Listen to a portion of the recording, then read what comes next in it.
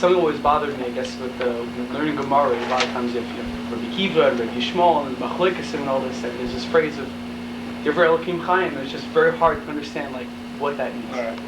Cool. What's your question? The Torah is a lot of dinim, very strict halachas of people burning and killing and knock the head, for different punishments. There's a lot of onish in the Torah. The Gemara calls it Rahmana. Why is the Torah? Why are we referred to a? All right. Does anybody else have a question? No more questions. Everybody's happy. Why? Yes. Why is only the Na'ara gets not like joking? Why is what? Only a Na'ara gets not. I don't know. Someone has to. And why? All right.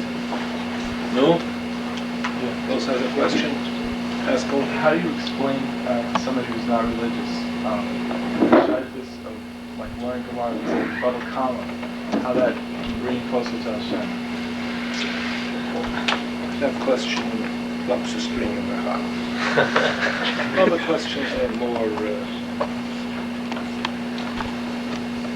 You can find the answers without me.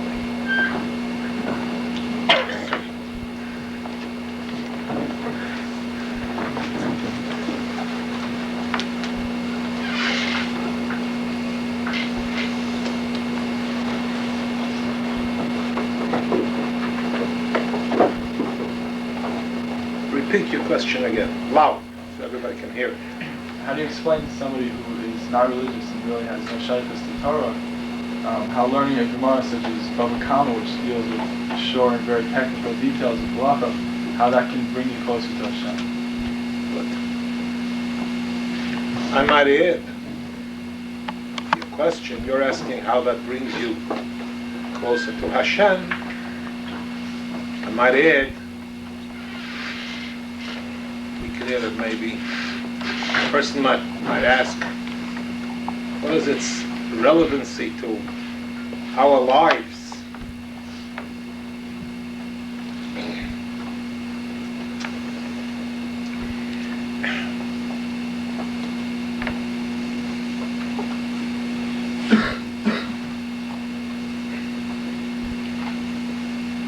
Hashem b'chochma yosad oretz.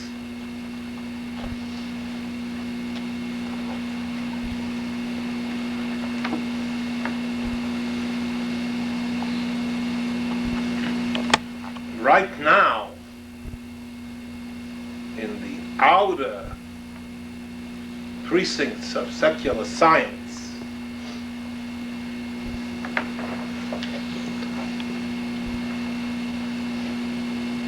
scientists are toying with the theory. They call it the Big Bang theory, if you heard of it.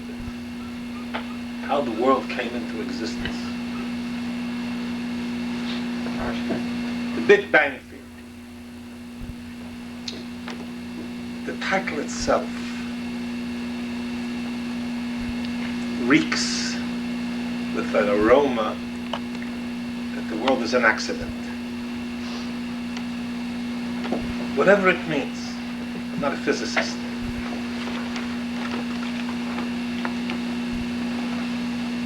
An explosion, an astronomical happening, a fortuitous happening. Gases collided.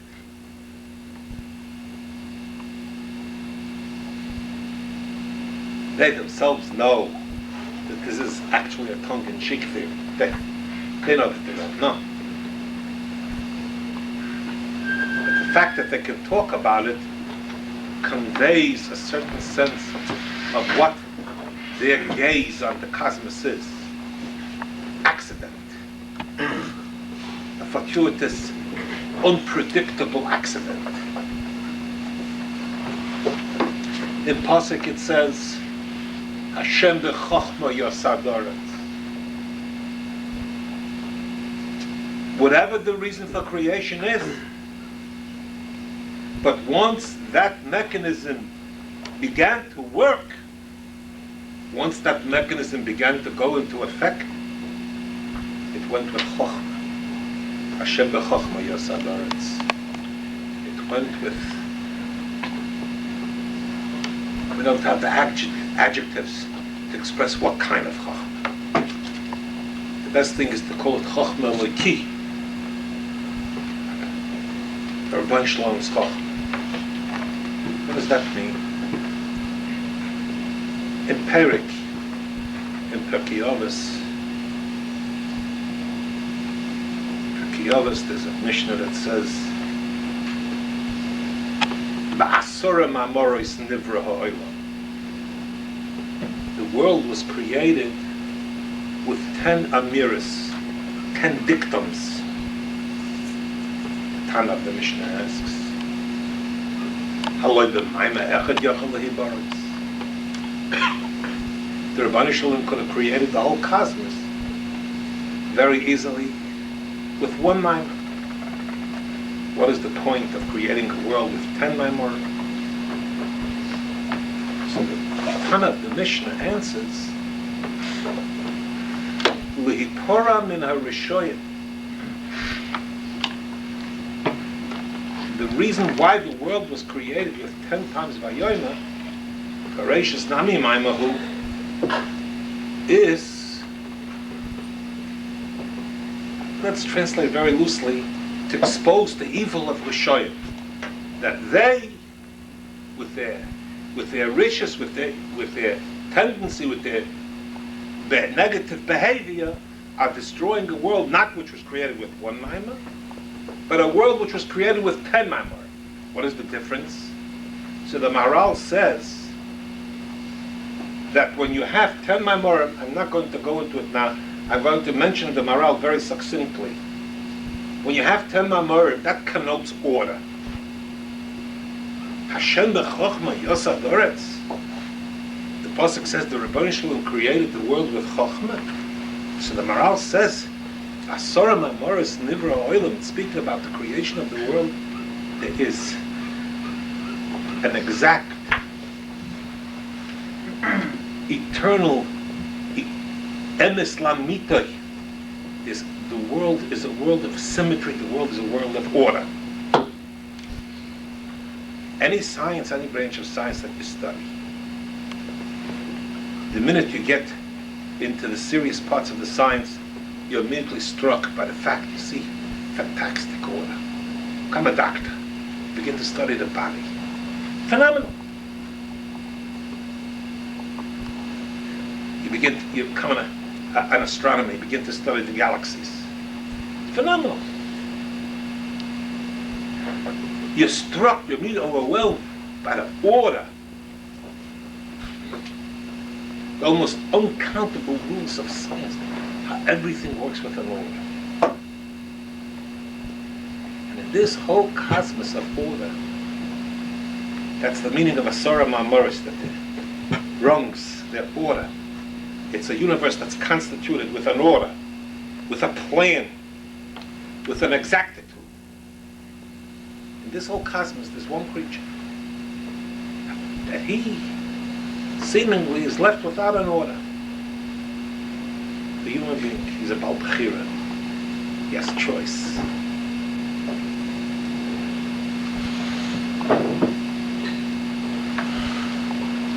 But in order for him to be successful in his existence in this world, he has to struggle to choose and so to construct his behavior that it should be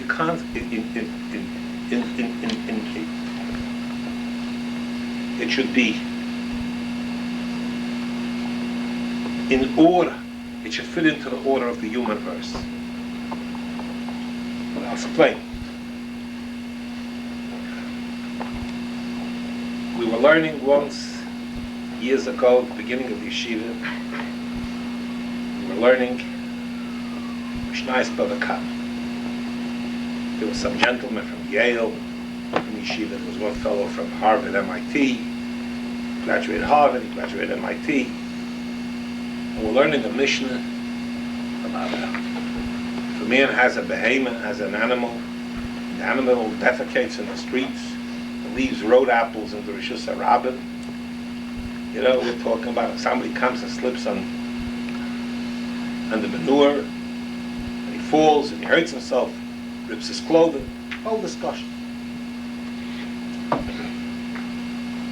They're all learning very seriously. So I asked them your question. He was sitting, going to the moon. Science, technology, that's almost beyond the grasp of an ordinary human being. And here we're sitting talking about road apples. The horse made in the street, the behemoth made in the street. Doesn't it seem comical, ludicrous? Somebody will come and say, what are these fellows doing? But you know what it says in the Mishnah here? You know how many wars there were in the history of civilization that we know of. There were many, many more that we don't know of, that weren't recorded in history. You know how much blood was spilled during these wars. You know how much tragedy was brought into the universe during these wars. You know how many people were maimed and killed and their lives ruined in the long, long history of these wars. The mind can't grasp it. And you know what the root of these wars are? A disregard for my behemoth dumping the road apples in the street. I don't care if my behemoth defecates in the street. The shiur of all wars is Geneva and Gazela. If you ever read a history of the First World War, there was a Jewish woman by the name of Barbara Tuchman. She just died last year, a very interesting woman. She wrote a book, The Guns of August. She was historic. You read about how the First World War came to be. You feel like getting up and tearing your hair out. People died for that. For what reason? Because the Kaiser Wilhelm and the Russian Junkers wanted to play soldiers.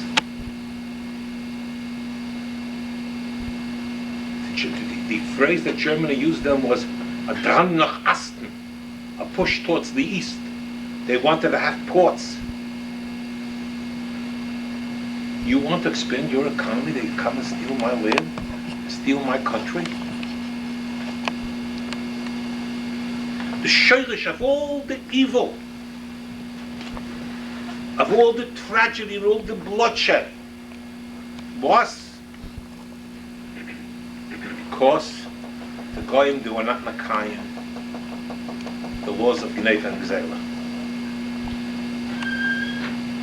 You have no right to let your behemoth defecate in the street and somebody come and get hurt on that. If you disregard that, you disregard the symmetry, the order, the consonants that Hashem Yisborach wanted to be in the universe.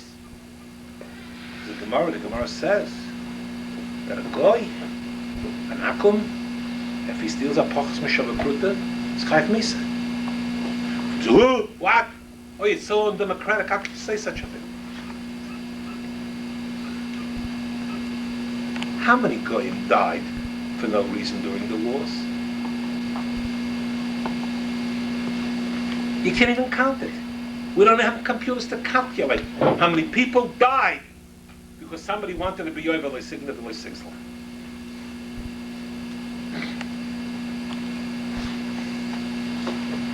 We could sit and talk for days on this, just on this alone. And the Torah says, listen here. To you, stealing is nothing.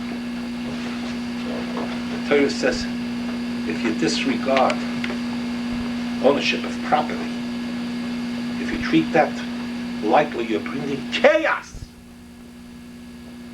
Hysterical chaos you're bringing into humanity. If I don't respect your property, I'm bringing chaos.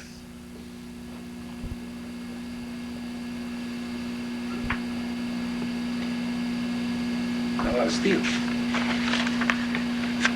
Imagine, let us relax and let our imagination go. If it would be a world that no one would steal, everybody would respect everybody else's property. Totally respected like the Torah says. There's such harmony though. What war? One war. who would be killed.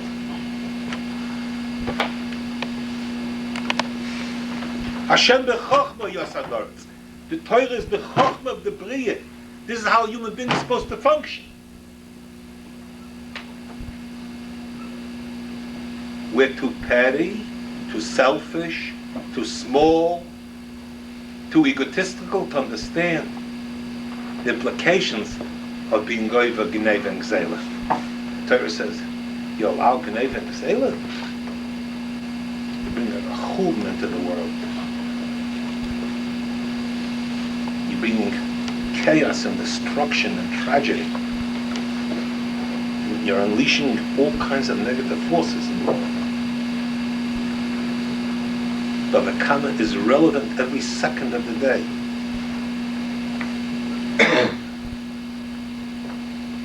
It's a letter in the letters of the Chazon Ish. I was so impressed when I saw the letter.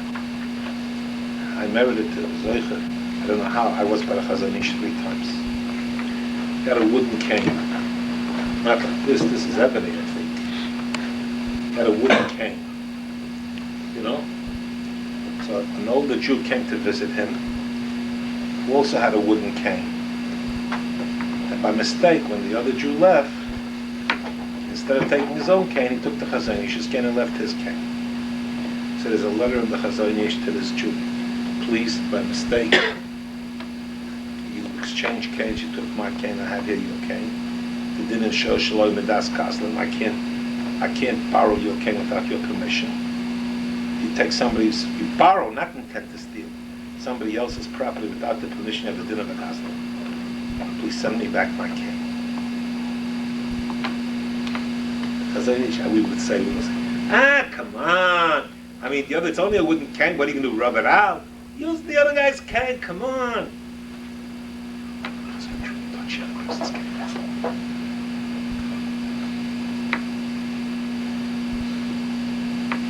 Order. The bnei Shlom's order. The whole Torah is order.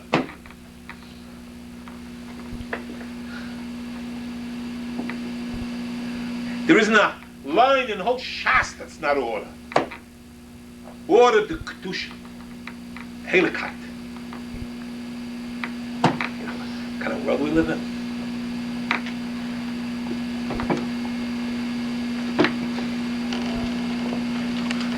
I remember years ago there was a Sforim store, Rachoy bnei Shorim.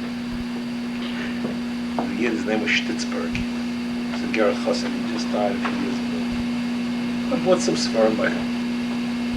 I had him send it to me in America. Sends me a Sforim. So let's say I bought 10 Sforim by him. I get the package there, 12 or 13 Sforim there. So he writes me. He says, I wasn't 100% sure about how much you this. So I put in 3 extra Sforim free. You know, maybe I did overcharge you, or maybe it was a mistake, maybe this, maybe that, maybe the other thing. So he sent me 3 extra Sforim to make sure that I get my money's worth. I remember in Tovshin Yud Beis, I was in Eretz Yisrael the first time, 1952. I was at Bnei Brak, so I went into a grocery store. So the lady ordered, let's say she wanted a pound of potatoes, or 2 pounds of potatoes, to have the scale. It's like a shovel, you know, then you put it on the scale. So before he puts the potatoes in the shovel, takes a rag and he's rubbing the shovel. There shouldn't be any dirt in there. She should get full 2 pounds. Wow.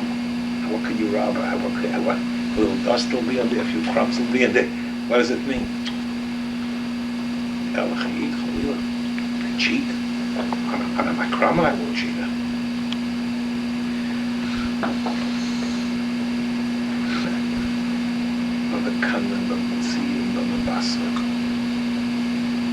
All the bnei Shlom Hashem b'chochma yosadoretz. Shulchan Aruch Erechaim, the Yeridea, the Neven Ha'ezer, Choshen Mishpil is all order for a human being.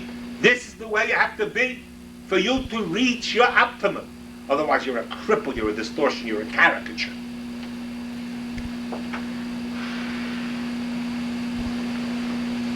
We once had a fellow in Yeshiva here. You know, we we bandy about the word genius. This fellow was a genius. He was a doctor. He came for 7 months to learn. His story is a long, interesting story. You remind me sometime, I'll tell you his story. The fellow was a genius. Two people here know him. Had a complete photographic memory.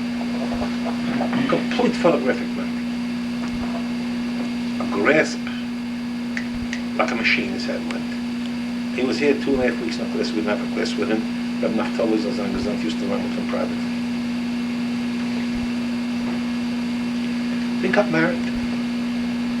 Shembayu got a very beautiful wedding. We made him a very beautiful wedding in the 5th day of the synagogue. And after he got married, he was still learning for a while. So I noticed he didn't put the towels over his head when he davened. What a towels. Then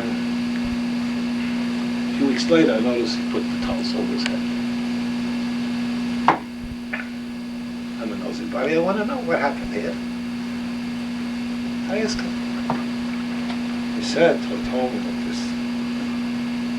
He said, my whole life, I was supposed to get the best education that money could buy. I was being trained as a scientist from the earliest ages. So, little kid, a genius. He says, got the best education that money could buy. He says, nobody ever taught me about prayer, about filling. No. I never saw it. Nobody ever mentioned the word. I went through university, went through medical school. I never saw it.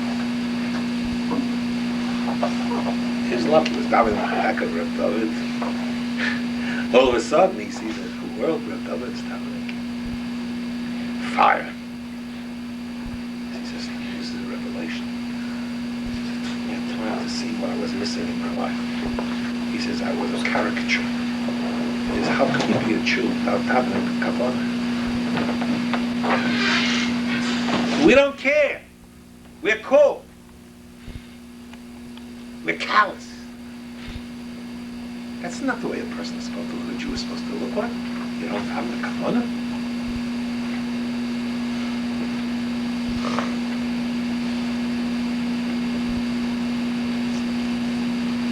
Understand? We don't realize that if you're not in the kind of Torah, you're a caricature. You're distorted. The Torah is the order, the symmetry. It's the instructions of what a human being is supposed to be like.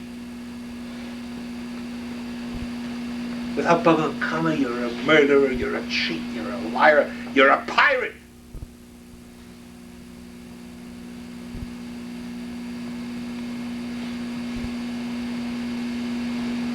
I had a friend. I don't tell him that it's too sharp. Hashem b'chachma yosef haaretz. Without the chachma of the Rebbeinu Shalom, man will go from chaos to chaos to chaos to chaos. From destruction to destruction to destruction. From tragedy to tragedy, to unhappiness to unhappiness, unhappiness. In every aspect of life. Every aspect of life.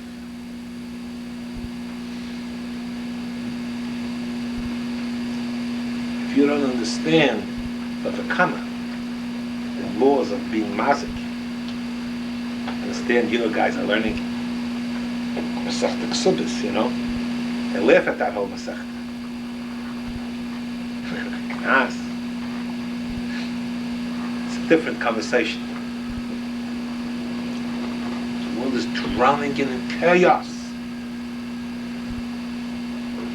American society is drowning in chaos.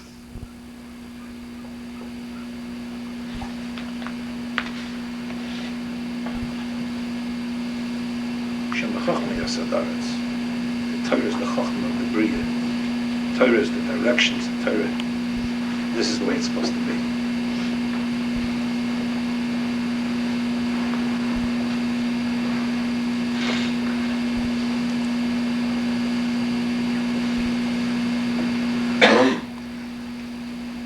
Of course, it's relevant. laws of Bava Kama, the basis of Choshen Mishpat.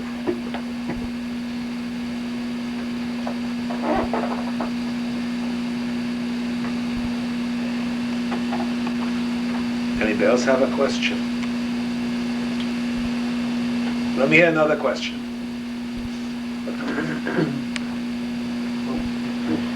Who has another question? We have time. Yes, what's your name? Around 4, that's the good guy. You have a blackjack? Sorry? You have a blackjack? Black chair? Blackjack. Oh. That's you? Yeah, okay. Okay, go ahead.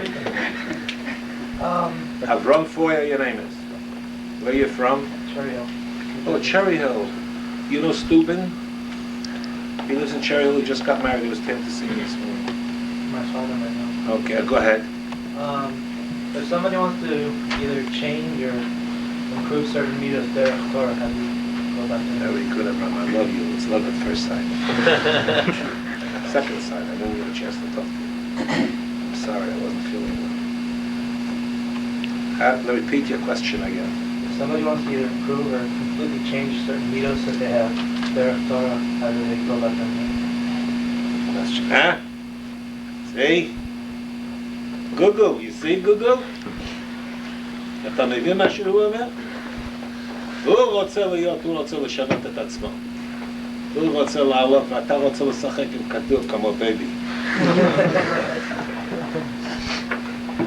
הוא ממש, הוא לא מרמה את עצמו, הוא איש תמיד. נו, מה אתה אומר על זה? מה אתה אומר על זה? הוא איש תמיד. These are my Israeli friends, the cynics. Avram, let me tell you like this. That's a beautiful question.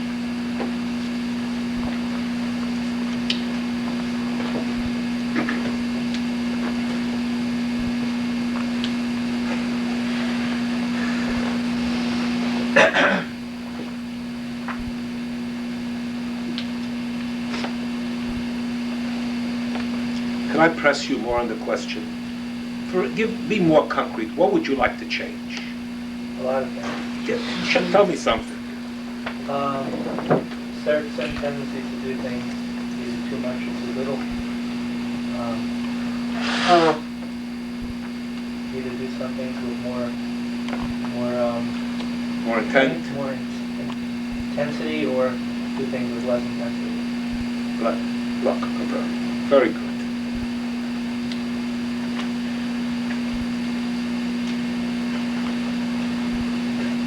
In the Shas, in the Torah, deal with all these problems. Yecheskel spoke about Bava Kama. They're speaking about human midos, jealousy, aggressiveness, egocentricity, low self-esteem to high self-esteem.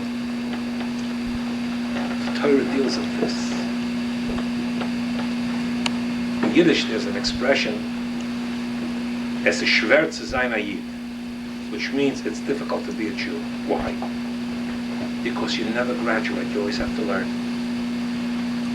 You could be 110 years old, you have to learn and find out new lights. In the Shas, our Chachamim, the ones who handed us down the Torah Shabbat Peh, dealt with all of these problems. So we have to learn about it. When you learn about it and hear what they have to say, there's a possibility of lights going on in your head. And you must have a Rebbe, which is one of the most difficult things to find today. You must have a Rebbe. I don't know. When I was 13 years old, I met my Rebbe Zechron Ladva in 1938. I don't know how I merited to meet him. My Rebbe taught me, and directed me, and showed me where to look and what to do, and how you do it, what you can do, what you can't do, how it should be done. You must find, there's plenty of Talmidei Chacham around here that can help you. You must learn certain things. You have to learn the Mesilas Yesharim backwards and forwards. You have to learn the Chayvus Alavavus and the Shari Tshuva and the Toim and the Vayron. Without lights in your head, nothing's going to change. Without lights in your head, nothing's going to change. But if you put a light on in your head, and you begin, and that light is called bnei. If you begin to understand, you'll change. You won't understand, you're not going to change.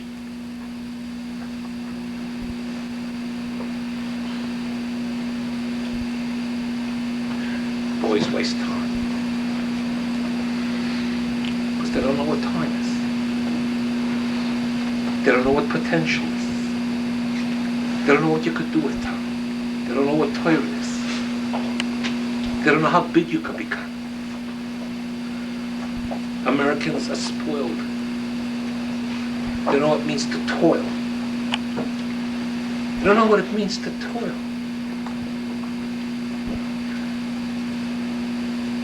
Sometimes they'll ask me, I'll describe to you what a European yeshiva was, what it was all about. You wouldn't believe it.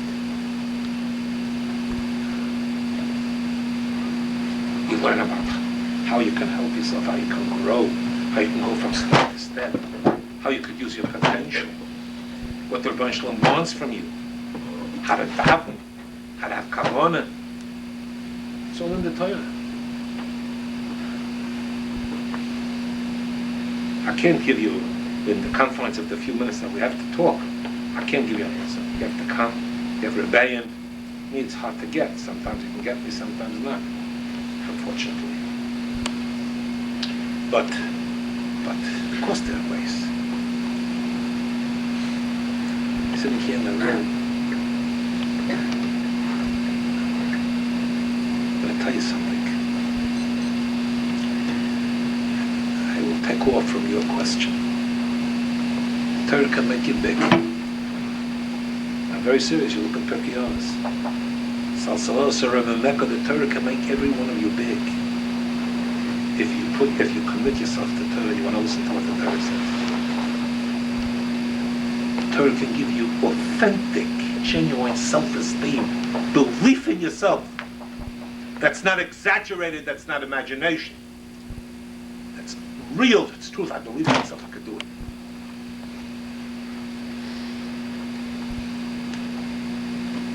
You see, we're all sitting right here. We're all here alone, there are no strangers. 3/4 of us are suffering alone. You should excuse me for the expression. You know why? And I'm going to tell you something. None of you chaza. None of you reviewed the Gemara. You don't know how to chaza. You don't chaza. You learn the Gemara, you leave it cold, you forget about it. I don't have the strength. I started the topic. I don't have the strength to do it justice at this moment. I'm just making a statement, even if it's a cryptic statement. You don't chaza, you're not serious about learning. There are people here that know how to tell you how to chaza. Is Matt here? Where's Matt? Is he here? Which Matt? Where is he? Yeah. That's not Matt. Yeah. Where is he? Let me see. Ugly. Are you chaza? How many Bakamar did you learn? About? 20, 30. You chaza then? How many times a week you chaza then? Don't you tell these monkeys, you could tell them. Every week. Every week you chaza. You gotta keep chazering. You chaza, I don't care, hundreds of times you have to chaza the Gemara. If you don't know how to chaza, go ask my son. He'll tell you. He knows how. The other people, he can ask a lot of people, but he knows how. Without chazering, you're not serious about learning. You can all grow up and be big Talmud Chacham, every one of you. If you put your embarrassment aside, play a Vaishnav learning, and you start toiling, one line at a time. Conquer one line at a time, one mission at a time. That nobody's rushing you to know. You can call me. Sometimes you can get through to me, not always. If you're lucky, I'll talk to you, I'll tell you privately. You have to do it. You have to toil. All of you could be big Talmid Chacham. All of you. This is not idle talk. This is not rose-colored glasses talk. This is reality. If you learn what to do to commit yourself to learning, to the Torah, you want to understand the Rabbi Shlomo's Torah. You chazak. My Rebbe Zechron Levracha said that you don't become a Talmid Chacham from learning, but you become a Talmid Chacham from chazering. It's quoted in a lot of Sfarim bring down my Rebbe that he said this. They were Gedolim, they used to spend 2/3 of the day chazering old things, and 1/3 of the day they learned new. You have to chazer your head off. You have to find out ways how to chazer. What time is it? I haven't watched it. I haven't watched it. Well, it's 1 o'clock, we still have time. Anybody else have a question? How do you Wait say a second. What's your name? it's Brahmins? It's who? The Brahmins. Where are you from? Brahmins. You're from Russia? Yeah, you're How do you stay interested in learning? How do you stay interested in learning? That's a nice question. One of the hardest things to stay interested in learning. Stay interested in learning, you have to first find a way to be successful. If you're frustrated, if you go home at night when you put your head down on the pillow, if you say, Krishna, you say, read, I didn't learn good this week, I don't know anything this week, I don't know anything, how long can you be interested? Not long, right? What if you lay down and I say, hey, you know what I did for I know the types of each word, I read it correctly, and I know the pshat. Hey, I know a whole lot of it. Hey, I know a block. And I chazar and say, you know, I remember that whole block. I could say it over. Then you'll stay interested. How long can you be interested if you're not successful? It's all right. So first we have to look for ways. Who's your Rebbe? Come on. You went to the yeshiva. Not yeshiva. You understand what I'm telling you? Yeah. You have to want to know one thing first. To build like you build a house. I know this on the Gemara. I worked in it, I know it. I know the taich. First I have to make sure I can read each word perfectly. Today, Baruch Hashem, you have machinery, you make a Xerox, you can enlarge, you can block Gemara, you put in the dots, you can write down the taich words. I know the whole block Gemara perfectly. Over it again, chazar it again, speak, articulate what the Gemara is saying, and it goes the way we can you get to know most of the Gemara by heart. You say, hey, I know 1 block. Yeah, I know 4 block. And I know 8 block. I know whole shot. How old are you? 19. You're 19. Yeah. Understand? You could know how to learn, I'm telling you. But you have to know how to do it. Who wants to ask a question? What's your name? Jacob Goldman. Jacob, you called me on the phone? Where are you from? St. Louis. St. Louis. Yeah, I used to come there. Yes, and what can I do for you? How do we make a decision between this and that? A decision between this and that? What do you mean this? This size is a chocolate fudge sundae, and over there's a bottle of medicine. There's many decisions that we go through every day that we can weigh up the pros and cons, and then you can kind of figure out the priorities of the pros and cons. And Either you have a very good chavrusa that you respect and trust his judgment, or you have a Rebbe. Or you have to trust your own, you have to say, when you're davening, Shema Kamoin Rebbeinu, please give me sense and enlightenment to do the right thing. Nobody can make decisions for you all day, you have to make it yourself. No, who's next? You, I heard it. I can't see who's that. You, Matt, what do you want? How do you make davening so it doesn't become monotonous, same thing?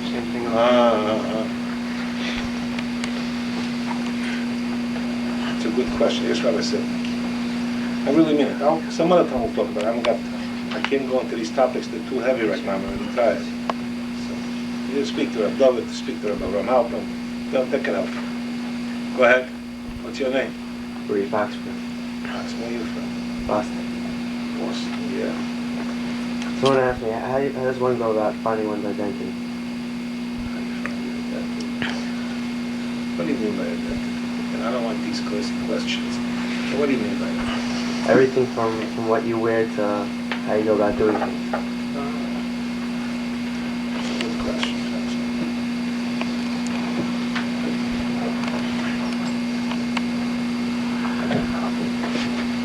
Good question.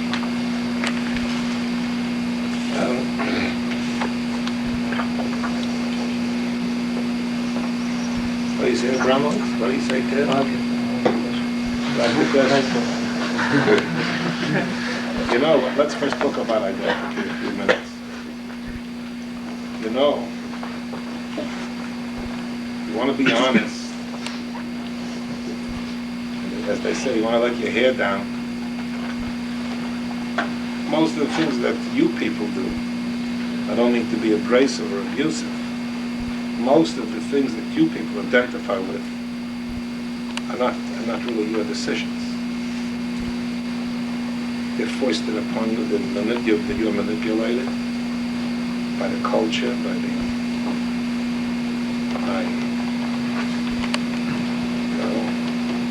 by society. They don't listen, they don't care. Most of the stuff they want to sell to you. They tell you to wear sneakers, fancy sneakers, $100 a pair. You're going to put them on for $100 a pair. They tell you to wear it. You're going to go at it, wear it. You know, you're going to have more than one pair. It's going to bother you if you don't have it. You're being manipulated. There's a Gemara. The Gemara says the following.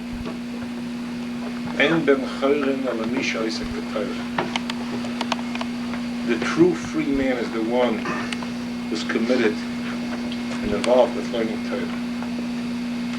You understand? They could try to sell me Nikes from today till tomorrow. It's not going to work. You understand? To find your true identity, you have to stand before the Rabbi Shlomo and speak to the Rabbi Shlomo. You have to concentrate on Shemoneh Esrei. After Chayin L'Yadam Das, Rabbi Shlomo give me intelligence. Hashivenu Avinu L'Sara Secher, Rabbi Shlomo bring me close to your Torah, so I can understand what's what. You understand? So yesterday somebody came to visit me. She tells me, I wouldn't mention the fellow's name. I don't even quite remember that there's a comedian who just gave a big concert. Please don't tell me his name if you know it either. So this person who was telling me, he's a very intelligent person, knows what's going on in the world.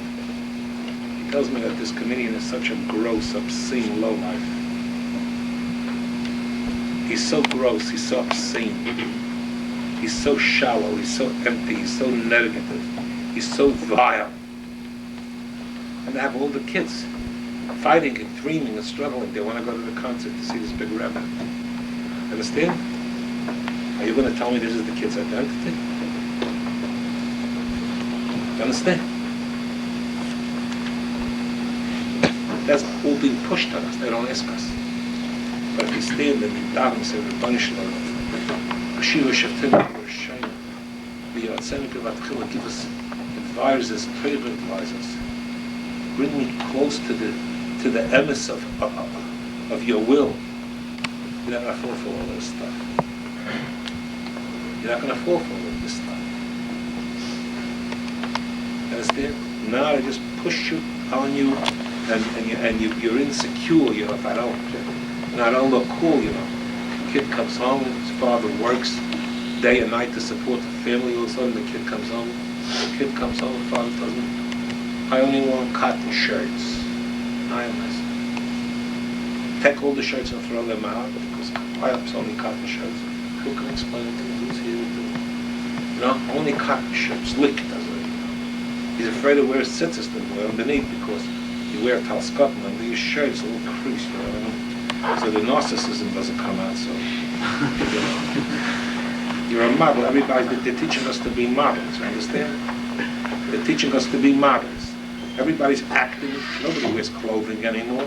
Everybody wears uniforms. You understand? You got to put on a uniform. You understand?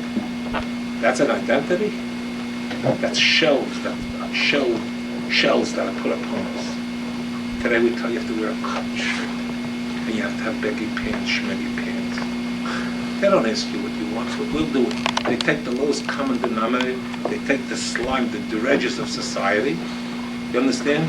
And those dredges they put up as heroes, and they put on the clothing, and they have to come and tell bnei Torah, this is the kind of clothing you should wear, and this kind of haircut you should have. You understand? You understand? You know, if you go with short hair, and you wear payas, people say, ooh, look at these Jews, these middle-aged Jews. But to go with green hair, and to go like the black people they did, as beautiful as it is, you know. Black is beautiful. To go tell them to shave off over there and have should be like this. But that's what they're doing to you too. On them, on the blacks, they're giving them those haircuts, but they're doing that to you too. You understand? They're making you unhappy. If you don't have this shirt and you don't have this pants, you're unhappy. You understand? Instead of being unhappy about not learning and not growing and not using it, you'll never come to your own identity if you're not going to put up a fight and say, listen guys, I'm throwing all you out through the window. I want to know what the Rabbi Shlomo wants. You're never going to have your identity. Understand? This is what this is about. It's a whole long discussion. It's economics. Today they'll push you jeans and this kind of jeans. You know what I mean? A fellow tells me a Jew came from Russia. Tells me he saw it. He came the day before from Russia, and the next day he went to buy clothing in the haberdashery store in Flatbush. Where you come from over there? So he says, the guy standing in the store, this Russian Jew comes into the store. He doesn't know a word of English. All he says to the man in the store, Jordash.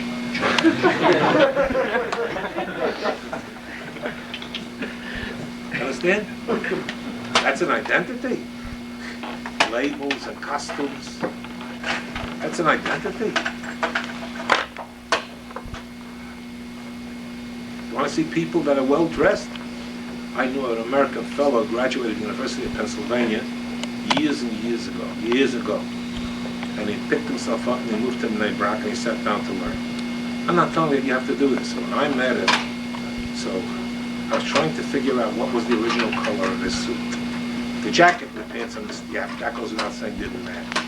But I didn't know what the original color was because it was so faded. He was the happiest guy you want to meet. The happiest person you want to meet. Became a big Talmud Chacham. Why do I care my jacket and my pants? I'm not promulgating such a theory. Please don't misunderstand me. But I'm saying he was a free man. He's never going to say Jordash. And they're going to tell you how to dress, and they're going to tell you how to speak, and they're going to tell you how to listen to music. That's music. And they make a gross person out of you, present company excluded. And we're supposed to swallow all that. We're supposed to take all that. Instead of going to look into the Rabbi Shlomo Freifeld and find out what a Yid is supposed to be like, we're going to go follow all that stuff. We have time for another question or something? What time? One more question. What is the question? Are you? Oh, you? Yes, you. Is it possible for a person to go like the realm of thought? How would you step Don't get too holy. You know what I mean? The realm. Adam, Rabbi Shlomo Freifeld starts his famous letter.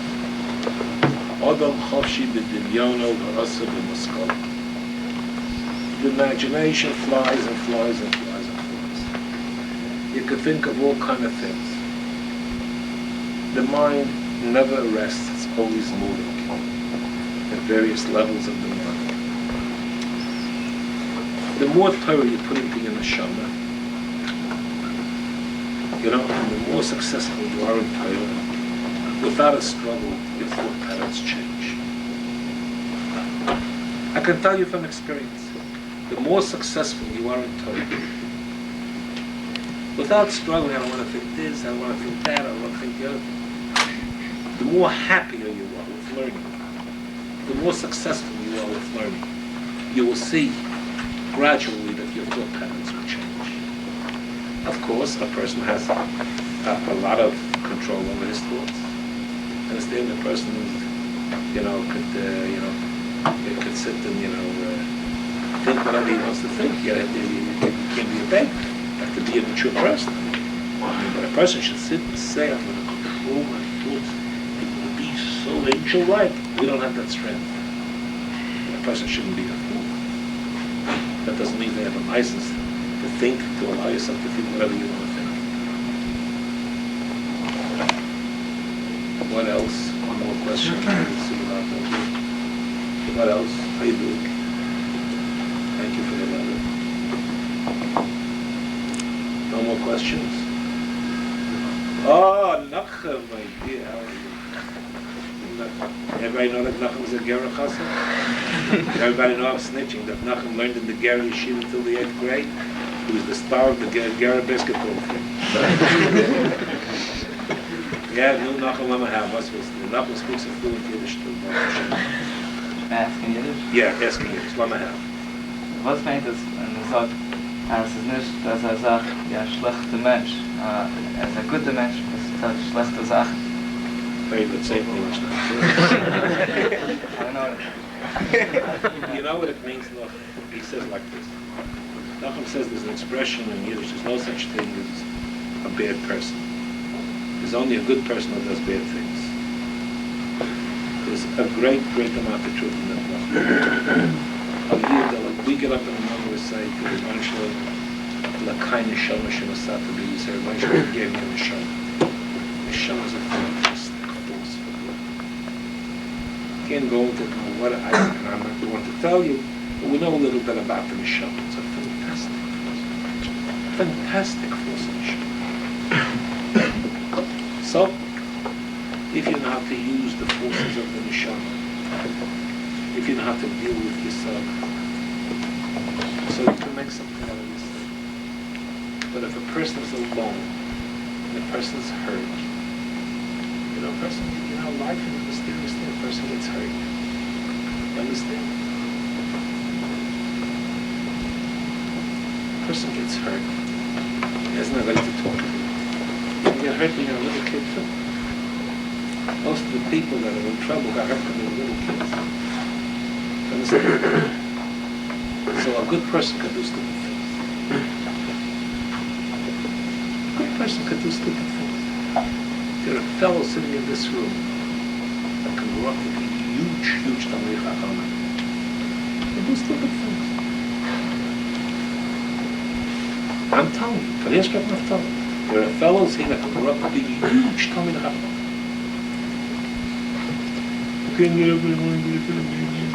That's a big struggle. That's a big struggle. It's baby talk, it's palaver, it's pablum. So a good person could do a stupid thing and come into the minion of the show. I'm not going to learn today, what are you going to do today? What is the big thing you're going to do today? I'm lay in bed and read an egg. Foot shot. Fui. A good mensch can do stupid things. A yid has potential for good. And that's all we can tell you about. Well, life sometimes gives guys rough deals. But if you're fortunate enough to make it to Far Rockaway, you're okay. Life begins here. I'm not kidding. It begins here.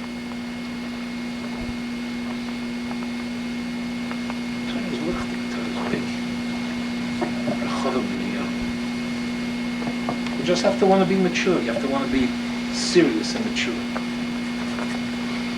Life is cruel. You don't deal with yourself. You don't deal with life, it's going to deal with you.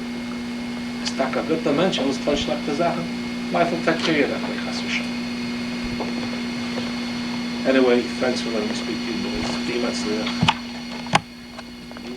Talk to you in Bayan. Chazer a lot. Daven a lot. Learn a lot. It's called learn, trying to know something.